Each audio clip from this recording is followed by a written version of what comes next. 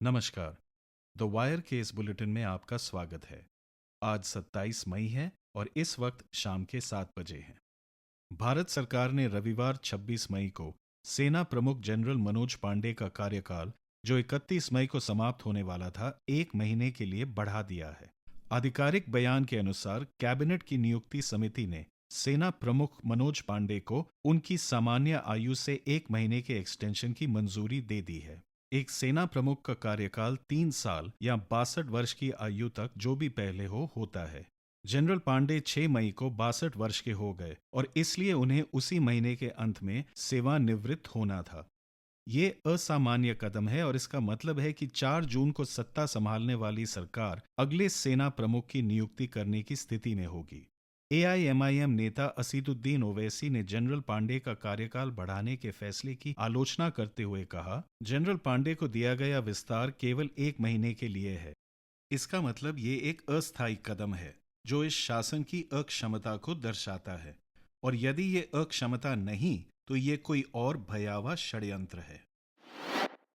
किसान यूनियनों के नेताओं की गिरफ्तारी, नजरबंदी और उन्हें हिरासत में लिए जाने के बीच प्रधानमंत्री नरेंद्र मोदी ने 24 मई को पंजाब के गुरदासपुर और जालंधर लोकसभा क्षेत्रों में अपनी चुनावी रैलियों के दूसरे दिन का समापन किया और मतदाताओं से उनकी सरकार को तीसरी बार सत्ता में लाने की अपील की। पंजाब में 1 जून को सभी सीटों पर मतदान होने वाला है।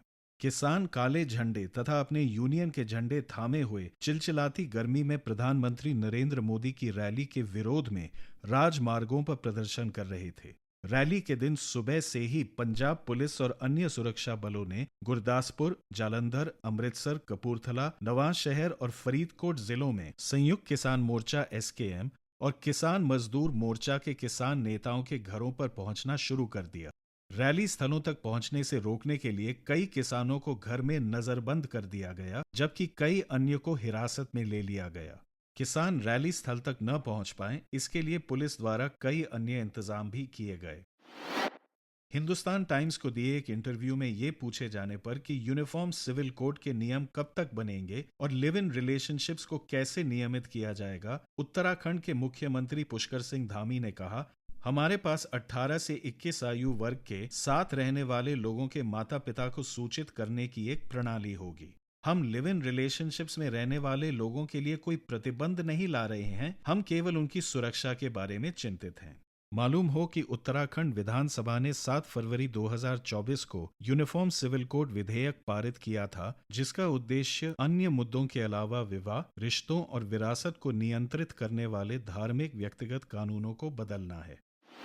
पूर्वी दिल्ली के विवेक विहार में बेबी केयर न्यूबॉर्न हॉस्पिटल में शनिवार रात करीब 11:30 बजे भीषण आग में कम से कम 7 नवजात शिशुओं की जान गई। राजकोट में भी एक वीडियो गेमिंग जोन में आग लगने से 12 बच्चों सहित 28 लोगों की मौत हो गई। शहर के नगर निगम को गुजरात उच्च न्यायालय की आलोचना का सामना करना पड़ रहा है, क्योंकि कम से कम 2 ऐसी और इमारतें हैं जिसे नगर निगम ने प्रमाणित नहीं किया है।